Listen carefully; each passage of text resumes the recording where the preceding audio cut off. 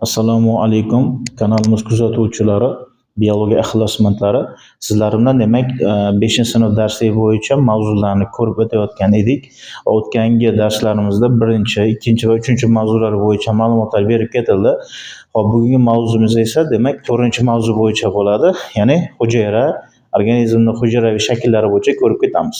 Dastlab hujayraga ta'rif beradigan bo'lsak, hujayra tiriklikning barcha xossasini o'zida mujassamlashtirgan eng kichik birlik bu hujayra hisoblanadi. Ya'ni tiriklikka xos bo'lgan barcha jarayonlar, o'sish, ko'payish, oziqlanish, nafas olish, shunga o'xshagan barcha hayotiy jarayonlarni kichik jamlanmasi bu hujayra hisoblanadi. Ya'ni butun bir biosfera doirasida borliqning eng kichik tuzilmasi hujayra hisoblanadi. Hujayrani birinchi bo'lib 1665-yilda Robert Guk tomonidan probka daraxti hamda buzim qoyasi o'simligidan aniqlangan. Hujayra degan so'z qayerdan kelib chiqqan desak, hujayra so'zi cellula so'zidan olingan bo'lib, katakcha, uyacha, hujra degan so'zdan kelib chiqqan. Ya'ni hujra degan so'zdan hujra so'zi kelib chiqqan bo'ladi. Hop, biz tabiatimizda uchraydigan hujayralar tuzilishiga ko'ra, bajaradigan vazifasiga ko'ra turlicha bo'ladi va ularning tuzilishi ko'proq bajaradigan vazifasiga bog'liq bo'ladi.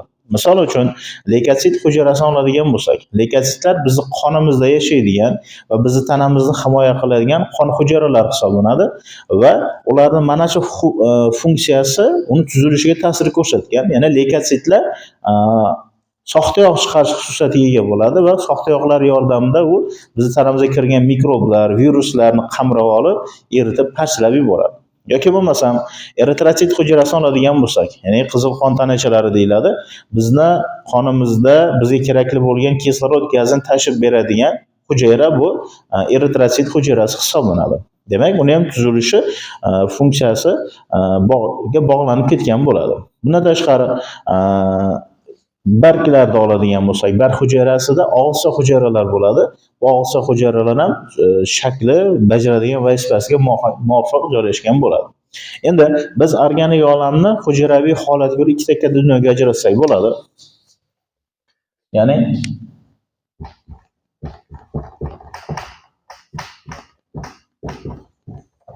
ular prokaryotlar katta dunyosi va evkaryotlar katta dunyosi. Demak, organik olam hujayraviy holatiga ko'ra ikkita katta dunyoga ajratilyapti. Prokaryotlar katta dunyosi va evkaryotlar katta dunyosi. Hop, prokaryotga to'xtaladigan bo'lsak, prokaryot so'zining ma'nosi progacha, karyo yadro, ya'ni yadrogacha degan ma'noni bildiradi va bu prokaryotlar katta dunyosi ikkita kichik dunyoga ajratiladi. Ya'ni bakteriyalar va siyanobakteriyalar. Ya'ni ko'kasi so'zlar kichik dunyosiga ajratib o'rganiladi. Hop, evkaryotlar. Evkaryot so'zining ma'nosi ev haqiqiy, karyo yadro degan so'zning qo'shilishidan kelib chiqqan va bular uchta katta dunyoga ajratiladi. Ya'ni zamburug'lar, o'simliklar va hayvonot dunyosi. Uchta dunyoga ajratiladi. Zamburug'lar, o'simliklar va hayvonot dunyosiga bo'lib o'rganiladi. Demak, dastlab sizlar bilan evkaryotlar katta dunyosi bo'yicha gaplashib ketamiz. Demak, bularga zamburug'lar, o'simliklar, hayvonlar misol bo'ladi ekan. Endi bu uchala kichik dunyo uchun umumiy bo'lgan jihatlar bor. Ya'ni barcha evkaryotlar uchun xos bo'lgan tuzilmalar bor. Ular 3ta.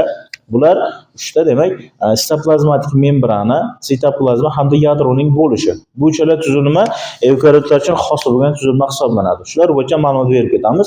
Demak, birinchisi sitoplazmatik membrana, ya'ni membrana qisqa qilib aytadigan bo'lsak, membrana so'zining ma'nosi qobiq, parda degan ma'noni bildiradi va bu membrana hujayrani tashqi tomondan qoplab turadigan parda hisoblanadi. Ya'ni buni hujayra deb tasavvur qiladigan bo'lsak, shu hujayraning tashqi tomonini qoplab turgan qobig'i membrana hisoblanadi. Membrana hisoblanadi.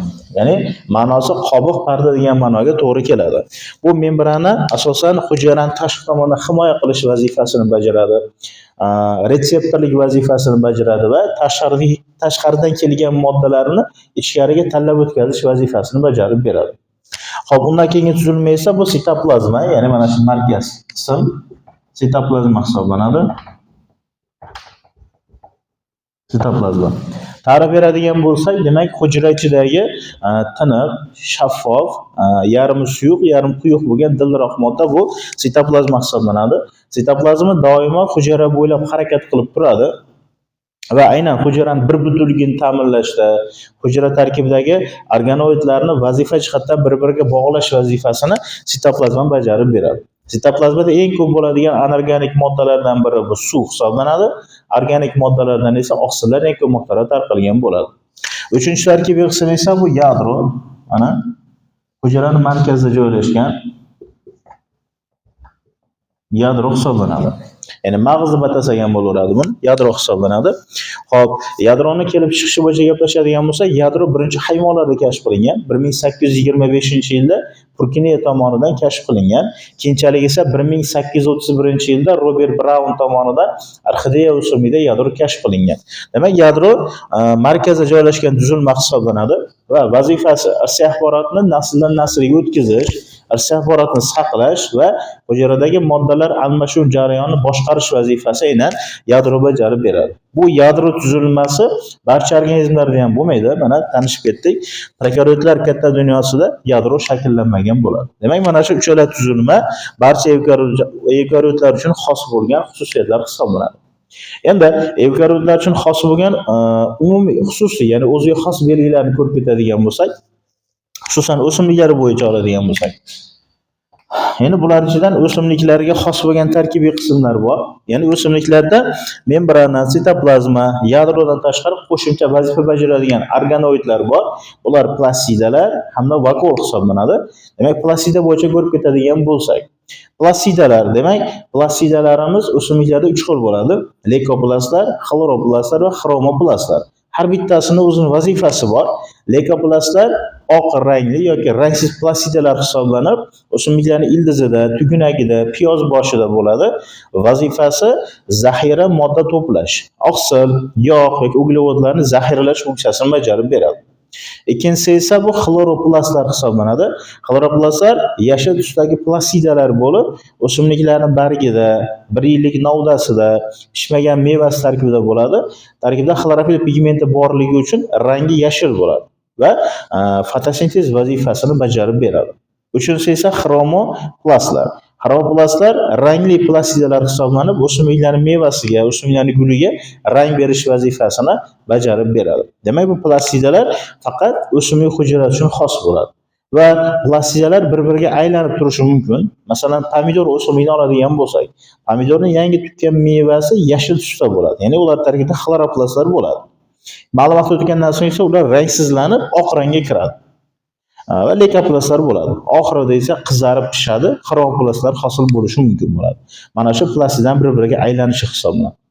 Hop, o'simlikka xos bo'lgan ikkinchi tarkibiy qism esa bu vakol bo'ladi. Vakol so'zining ma'nosi bo'shliq degan ma'noni bildiradi. Demak, mana shu hujayrani ustida joylashgan bo'ladi vakol. Mana hop, vakol ma'nosi bo'shliq degan ma'noni bildiradi. O'simliklarning vakulasining ichida hujra shirasi bo'ladi va aynan vakolning vazifasi o'simlikda 2 xil vazifani bajaradi. Birinchi vazifasi o'simliklarning mevasiga ta'm berish, shirin, nordon ta'mni berish vazifasini bajaradi. O'simliklar mevasi shirin bo'lishi vakol tarkibidagi fruktoza moddasiga bog'liq bo'ladi. Nordon bo'lishi esa organik kislotalarga bog'liq bo'ladi. Ikkinchi vazifasi esa o'simliklarga taranglik, ya'ni turg'orlik deb ataladi. Shu xususiyatda yana vakol berishi mumkin bo'ladi. Demak, bu plastidalar, vakol o'simlik hujrasiga xos bo'lgan muhim tarkibiy qism. Bundan tashqari, faqat o'simlikka xos bo'lgan yana bitta xususiyat bor. Bu hujayra qobig'i hisoblanadi. Ya'ni bu hujayra qobig'i membranani ham tashqi tomondan o'rab turadigan qobiq hisoblanadi. Qobiq. Bu qobiq sellulozadan tashkil topgan bo'lib, o'simliklarda mustahkamlik berish vazifasini bajarib beradi va bu membranani ham tashqi tomondan o'rab turadi.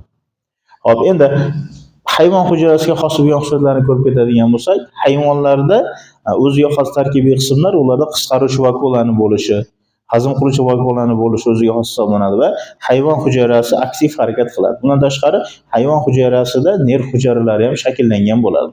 Demak, mana shular hujayra bo'ladi.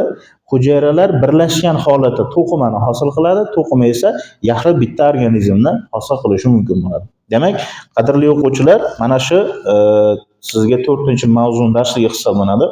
Tushunmagan joyingiz yoki savollaringiz bo'lsa, bemalol kommentariyada yozib qoldirishingiz mumkin.